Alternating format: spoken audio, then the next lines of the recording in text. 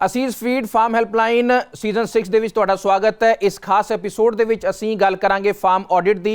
360 degree farm audit ਦਾ ਮਤਲਬ ਇਹ ਹੋਇਆ ਕਿ ਪੂਰੇ ਫਾਰਮ ਦਾ रख रखा तुहाडे डेयरी फार्म का रख रखा किस तरह का होना चाहिए है, उस दियां किहड़ियां बरीकियां होंदियां ने उस दे उपर असीं गल करांगे।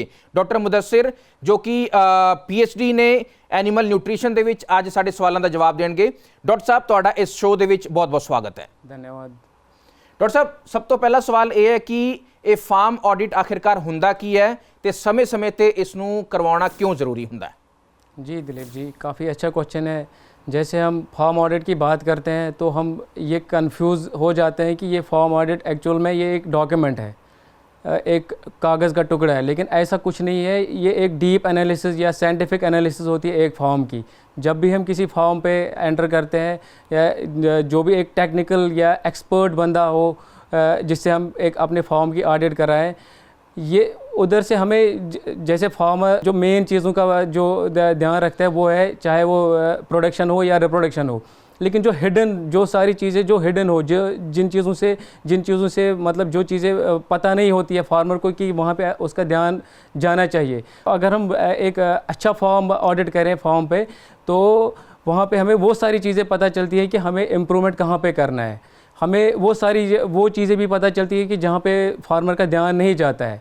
चाहे वो जब भी हम किसी फार्म पे ऑडिट करने के लिए जाते हैं, वहाँ सबसे पहले हम जो भी कार्ड काउंट देखते हैं, चाहे वो रोमिनेशन देखते हैं, चाहे वो BCS देखते हैं, चाहे वो डंग स्कोर देखते हैं, चाहे वो मैनेजमेंट की बात अगर हम करें, चाहे वो अगर जो वाटर है वो प्रॉपरली स्टोर है या नहीं है, जो जैसे फीड या फोडर की बात करें वो प्रॉपरली स्टोर है कि नहीं है, वो सारी चीज़ें हमें जो डीप एनालिसिस जिसको हम बोलते हैं कि फार्म ऑडिट, जिसको हम एक प्रॉपर फार्म ऑडिट बोलते हैं, वो सारी चीज़ें हमें यहीं से पता चलती है जी। क्योंकि डेयरी फार्म के 360 डिग्री असी ऑडिट की गल कर रहे हैं, यानी कि रख रखा किस तरह होनी चाहिए है, किहड़ी गल्लां दा ध्यान रखना चाहिए कि कुछ अगे की जो दुध का प्रोडक्शन है उस सब नूं ध्यान च रख के जो इसका ऑडिट करवाना चाहिए।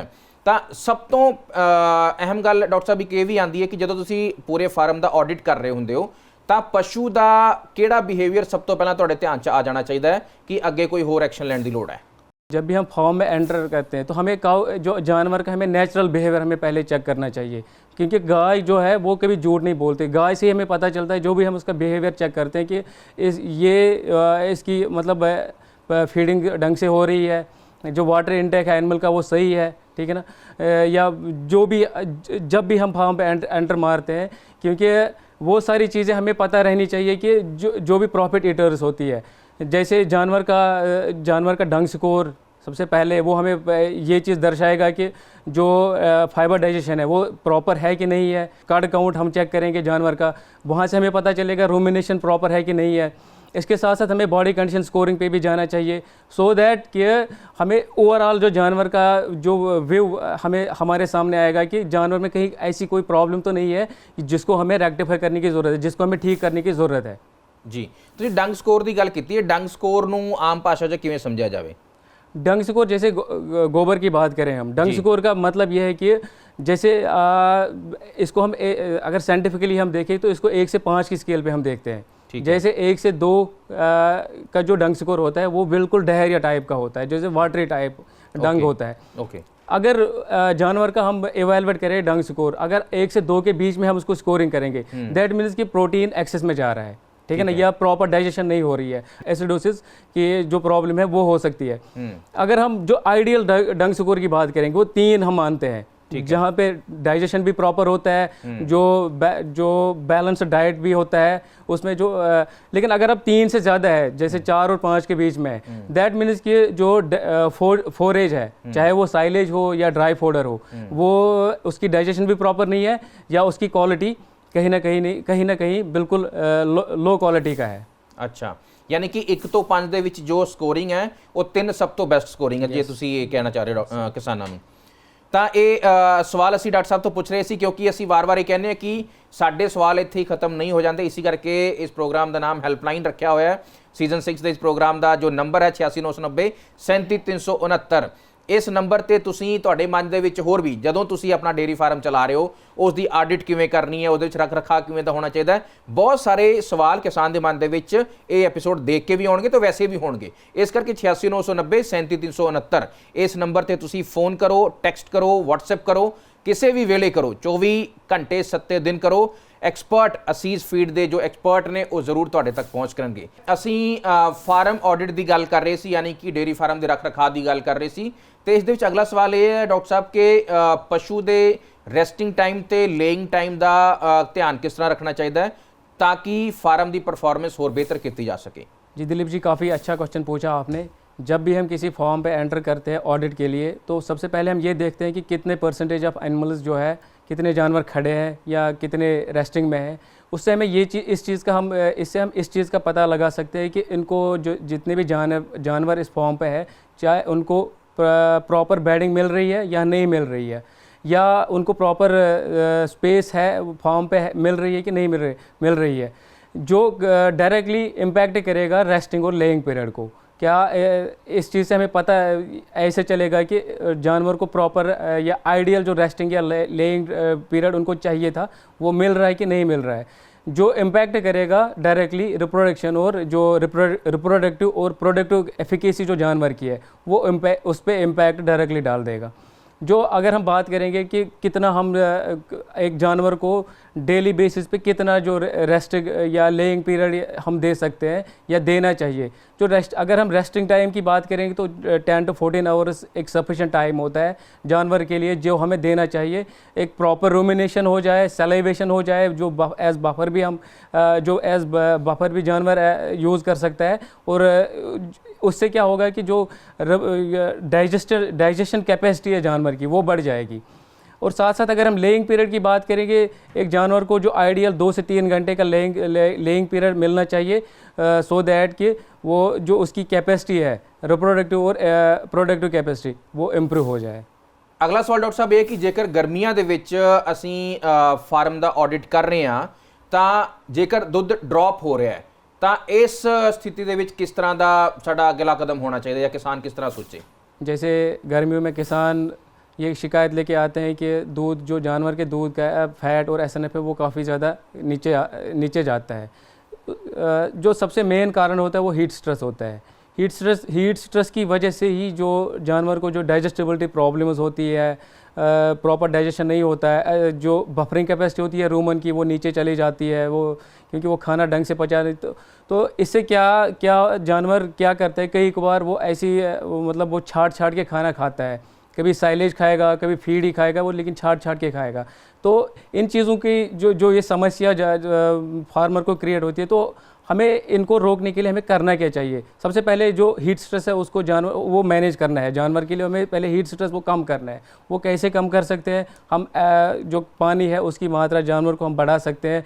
टाइम टू टाइम हमें मतलब जो एड लिप्टम हम जिसको बोलते हैं कि उसको खूब पानी पिलाओ, और जो उसकी फीडिंग है उसको हमें मैनेज ऐसे करना है कि हमें अगर हमें, क्योंकि हीट स्ट्रेस की वजह से जो ड्राई मैटर इंटेक है वो भी कम चला जाता है। हम उस ड्राई मैटर को बढ़ाने के लिए हम क्या करें, हमें क्या करना चाहिए, हमें जो कूल आवर्स होते हैं डे के, दिन के जो जैसे सुबह 5 या 6 बजे हम उस टाइम पे फीडिंग करेंगे, या जो लेट इवनिंग आवर्स होते हैं 6-7 बजे के टाइम पे हम उस टाइम पे हम फीडिंग करेंगे। तो इससे क्या होगा, जो डाइजेस्टिबिलिटी है वो बढ़ जाएगी, और जो जानवर की जो बफरिंग कैपेसिटी है वो भी इम्प्रूव हो जाएगी। अगर हम और देखें तो और किन किन चीज़ों से कि फैट डिप्रेशन हो जाता है जानवर में, या फैट ड्रॉप हो जाता है। कई बार ये होता है कि जो इफ़ेक्टिव फाइबर जो हम जानवर को देते हैं, तो वो कई बार जो फार्मर है वो प्रॉपर जो फाइबर जो चाहिए जानवर को वो नहीं दे पाता है। तो जिसका इम्पैक्ट हमें कहाँ से पता चलेगा, वो हम ढंग से पता कर सकते हैं, क्योंकि प्रॉपर जो इफ़ेक्टिव जो फाइबर डाइजेशन है वो हो रही है नहीं रही, या उसको प्रॉपर जो हमें जो भी फाइबर देना चाहिए वो मिल रहा है कि नहीं मिल रहा है। यहाँ से भी हम पता कर सकते हैं कि जानवर में दिक्कत तो आ रही है, या जो क्या दिक्कत आ रही है कि प्रॉपर डाइजेशन अगर नहीं हो पा रहा है। तो जो तीसरी बात है कि किन कारणों से कि फैट में जो मिल्क में जो फैट ड्रॉप होता है, वो है कि टॉक्सिन जैसे कई बार हम साइलेज या कुछ तूड़ी जिनमें फंगल इन्फेस्टेशन होती है, उनके कारण जो टॉक्सिन्स आ जाते हैं, जो भी हम फीडिंग जानवर को करते हैं उनकी वजह से टॉक्सिन्स उनकी बॉडी में चले जाते हैं, जो इम्पैक्ट करते हैं जो मिल्क का फैट और एसएनएफ, उसकी दोनों चीज़ों पे वो इम्पैक्ट करते हैं, नेगेटिव इम्पैक्ट पड़ता है उनका। तो यही चीज़ें हमने सारी, जैसे आपने हीट स्ट्रेस की बात की, उसको कैसे मैनेज करना है, या जो इफ़ेक्टिव फाइबर डाइजेशन होनी चाहिए, जो हमें उस टाइम पे जो बफर्स हमें ऐड करने चाहिए सो दैट कि जो डाइजेशन है वो प्रॉपरली हो। मैं सारे जो किसान भी रहे हैं उनसे मैं अब ये मशवरा दे रहा हूँ कि जो चीज़ें जानवर में मिल्क ड्रॉप या फैट और एसएनएफ जो है वो क्रिएट करती है, उन चीज़ों से हमें जानवर को बिल्कुल बचाना चाहिए। हमें हीट स्ट्रेस को मैनेज करना चाहिए, हमें इफ़ेक्ट जो प्रॉपर जो फाइबर डाइजेशन है उस पर ध्यान देना चाहिए। हमें जानवर को खाली तूड़ी या ग्रेन फोडर पे ही नहीं रखना चाहिए, हमें प्रॉपर उसको जो डाइट है वो उसका ध्यान रखना चाहिए। और जो भी जिन कारण से भी कोई भी फंगल या एफ्लाटॉक्सिन जानवर में चला जाता हो, उनको हमें वहाँ पे कंट्रोल करना चाहिए। वो सारी चीज़ें हमें जानवर को नहीं देनी चाहिए जिनसे ये जो कि मिल्क में फैट और एसएनएफ की डिप्रेशन क्रिएट करते हैं। तो उम्मीद है डॉक्टर साहब ने इस सवाल का अहम जवाब जो है दिता, तो तुहाडे काम का भी जवाब साबित होएगा। फिर भी तुहाडे मन च कोई सवाल होवे तो 86 990 37 369 ते तुसीं कॉल करके या मैसेज करके ਤੁਸੀਂ ਆਪਣੇ ਹੋਰ ਸਵਾਲਾਂ ਦੇ ਜਵਾਬ ਲੈ ਸਕਦੇ ਹੋ। ਡਾਕਟਰ ਸਾਹਿਬ, ਕਿਉਂਕਿ ਅਸੀਂ ਫਾਰਮ ਆਡਿਟ ਦੀ ਗੱਲ ਕਰ ਰਹੇ ਹਾਂ, ਫਾਰਮ ਦੇ ਰੱਖ ਰਖਾਅ ਦੀ ਗੱਲ ਕਰ ਰਹੇ ਹਾਂ, ਤਾਂ ਇੱਕ ਚੰਗਾ ਫਾਰਮ ਆਡਿਟ ਇੱਕ ਕਿਸਾਨ ਦੇ ਲਈ ਪੂਰੇ ਸਾਲ 'ਚ ਕਿਸ ਤਰ੍ਹਾਂ ਲਾਹੇਵੰਦ ਰਹਿਣ ਵਾਲਾ ਹੈ ਕਿ ਤਾਂ ਕਿ ਉਹ ਆਪਣਾ ਜੋ डेयरी बिजनेस है उसको और चंगी तरह बढ़ा सके। जैसे हम फार्म ऑडिट की बात हमने की, हमने बहुत सारी चीज़ें इसमें कवर की, क्योंकि जब भी हम किसी फॉर्म पे ऑडिट करने के लिए जाते हैं हम एक डिटेल रिपोर्ट बनाते हैं कि अगर प्रेजेंटली जो भी प्रॉब्लम्स वहाँ पे है वो हम नोट डाउन करके रखते हैं कि पूरे फार्म में विजिट करके कितने कमियां हैं, हाँ, कौन कौन सी कमियां हैं, कौन कौन सी प्रॉब्लम्स क्रिएट कर, या कोई पर्टिकुलर एनिमल अगर उसमें कोई प्रॉब्लम ऐसी जो बार बार हो रही हो वो हम नोट डाउन करके रखते हैं। अगर हमें मैनेजमेंट में कहीं भी कोई भी प्रॉब्लम नज़र आए वो भी हम सारा कुछ रिकॉर्ड में रखते हैं। तो हम उसको इम्प्रूव करने की जो भी हम रेगुलर इंटरवल्स पे हम फिर फॉर्म ऑडिट करते हैं, हम वो सारी चीज़ें टाइम टू टाइम रेक्टिफाई करने की, उनको सॉल्व करने की कोशिश करते हैं। लेकिन अगर हम पूरे साल की बात करते हैं तो ये सारी चीज़ें हमें जो हम रेगुलर इंटरवल्स पे हमने की है, कोई भी प्रॉब्लम हमने कहीं पे भी फेस की वो हमने नोट डाउन की, उसका सोल्यूशन हमने ढूंढने की कोशिश की, तो फार्मर को ये काफ़ी हद तक मतलब ये उसके लिए महत्वपूर्ण है कि वो अपने फार्म को एक अच्छा फार्म बना सकता है और उससे काफ़ी ज़्यादा मुनाफा कमा सकता है। चाहे वो प्रोडक्शन की बात करें, अगर हम प्रोडक्शन की बात हो, चाहे वो रिप्रोडक्शन की बात हो, चाहे वो जो भी कॉस्ट इफेक्टिव फीडिंग है, जो हम अगर हम फीडिंग की जो पर लीटर ऑफ मिल्क की हम बात करें, जो उसका जो फीडिंग पे जो कॉस्ट है वो हम एक अच्छा कर सकते हैं वहाँ पे भी। जी, तो डॉक्टर साहब जिवें दस रहे हैं कि पूरे साल दे विच जे तुसीं चंगी तरह ऑडिट करांदे हो तो तुहाडा फार्म अगे भी कितनी तरक्की कर सकदा है, ये अहम गल है। 86 990 37 369 ਅਸੀਂ ਇਹ ਬਾਰ-ਬਾਰ ਕਹਿ ਰਹੇ ਹਾਂ क्योंकि ਇਸ ਦੇ ਉੱਪਰ ਤੁਸੀਂ ਆਪਣੇ ਸਵਾਲ ਵੀ ਪੁੱਛ ਸਕਦੇ ਹੋ। ਤੇ ਹੁਣ ਜਿਹੜਾ ਅਸੀਂ ਸਵਾਲ ਪੁੱਛਣ ਜਾ ਰਹੇ ਹਾਂ ਜਿਸ ਦਾ ਜਵਾਬ ਦੇ ਕੇ ਤੁਸੀਂ ਇਨਾਮ ਜਿੱਤਣਾ ਹੈ, ਉਹ ਵੀ ਸਵਾਲ ਦਾ ਜਵਾਬ ਤੁਸੀਂ ਇਸੇ ਨੰਬਰ ਤੇ 86 990 37 369 ਤੇ ਭੇਜਣਾ ਹੈ। ਤਾਂ ਸਵਾਲ ਬੜੇ ਧਿਆਨ ਨਾਲ ਨੋਟ ਕਰ ਲਿਓ ਤੇ ਅੱਗੇ ਇਸੇ ਨੰਬਰ ਤੇ ਤੁਸੀਂ ਇਸ ਦਾ ਜਵਾਬ ਦੇਣਾ, ਕਾਲ ਕਰਕੇ, ਮੈਸੇਜ ਕਰਕੇ ਜਾਂ ਪੀਟੀਸੀ ਨਿਊਜ਼ ਦੇ ਜੋ ਸੋਸ਼ਲ ਸਾਈਟਸ ਨੇ ਉਸ ਤੇ ਉੱਪਰ ਵੀ ਜਾ ਕੇ ਤੁਸੀਂ ਇਸ ਦਾ ਜਵਾਬ ਦੇ ਸਕਦੇ ਹੋ। ਤਾਂ ਜੋ ਸਵਾਲ ਹੈ ਉਸ ਨੂੰ ਨੋਟ ਕਰ ਲਓ। ਸਵਾਲ ਕੀ ਹੈ ਕਿ ਇੱਕ ਫਾਰਮ ਦਾ, ਡੇਅਰੀ ਫਾਰਮ ਦਾ ਆਡਿਟ ਯਾਨੀ ਕਿ ਉਸ ਦਾ ਪੂਰਾ ਨਿਰੀਖਣ ਸਾਲ 'ਚ ਕਿੰਨੀ ਵਾਰ ਕਰਵਾਉਣਾ ਚਾਹੀਦਾ ਹੈ। ਤਾਂ ਇਹਦੇ ਤਿੰਨ ਆਪਸ਼ਨ ਨੇ। ਪਹਿਲਾ ਆਪਸ਼ਨ ਹੈ ਹਰ 15 ਦਿਨਾਂ ਬਾਅਦ, ਦੂਜਾ ਆਪਸ਼ਨ ਹੈ ਹਰ 2 ਮਹੀਨੇ ਬਾਅਦ, ਜਾਂ ਤੀਜਾ ਆਪਸ਼ਨ ਹੈ ਸਾਲ ਦੇ ਵਿੱਚ ਸਿਰਫ ਇੱਕ ਵਾਰ। ये तिन्ने तुसी नोट कर लो। जो सही जवाब है 86 990 37 369 ते तुसी फोन करके, टैक्सट मैसेज करके, व्हाट्सएप करके अपना जो ये सवाल है उसका जवाब दे सकते हो।